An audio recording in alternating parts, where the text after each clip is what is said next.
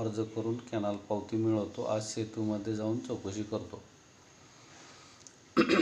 मी त्यांना पुढं हे आमचे जे देणगीदार आहेत एकूण मूल्यांकनाच्या काही टक्क्यांमध्ये ते आम्हाला देणगी पाठवतात. म्हणजे समजा 60 लाखाचा असेल तर 60,000 असं ह्या हिशोबाने आमच्या देणगीदारांना मार्गदर्शन आणि पाठपुरावा पोचपावती मिळूपर्यंत. कॅनल पावतीसाठी कोणत्या वेबसाईटवरती अर्ज करावा सांगता का सर? किंवा तुमच्या ओळखीचं कोणी असेल तर त्यांना अर्ज करायला सांगा, त्यांची फी देतो मी. शेकापचे लोक होते. Very good.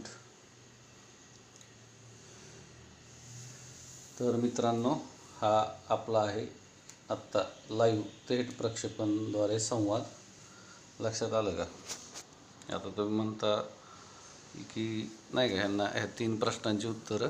तर हे जे काही चाललेलं आहे ह्याच्यातून आम्हाला फक्त तुम्हाला एक सांगायचं आहे की इथं पाहू शकता तुम्ही की बाबा हे व्यक्तींनी लाखो रुपयासाठी 1000 रुपये पाठवलेले आहेत. आलं लक्षात? आणि मार्गदर्शन मिळवून स्वतः पाठपुरावा केलेला आहे. लक्षात आलं का?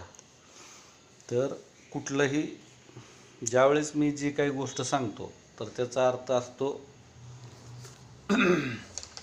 एक बार मैंने कमिटमेंट कर दी तो मैं फिर अपने आप की भी नहीं सुनता, नहीं तो फिर कुछ नहीं है. समझ गए क्या?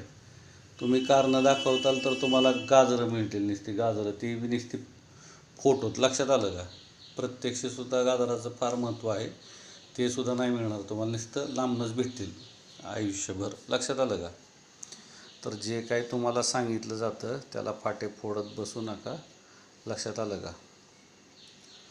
किरकोळ कामांसाठी एवढ्या लांबून पाठपुरावा शक्य नाही. लक्षात आलं का?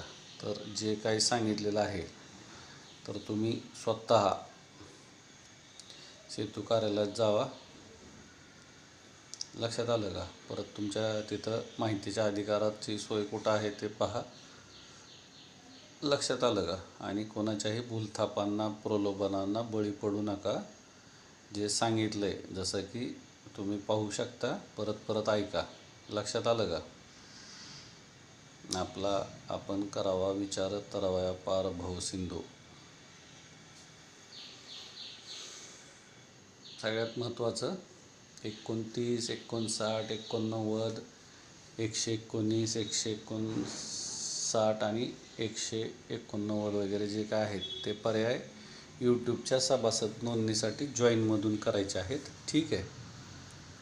आणि आपलं जे आहे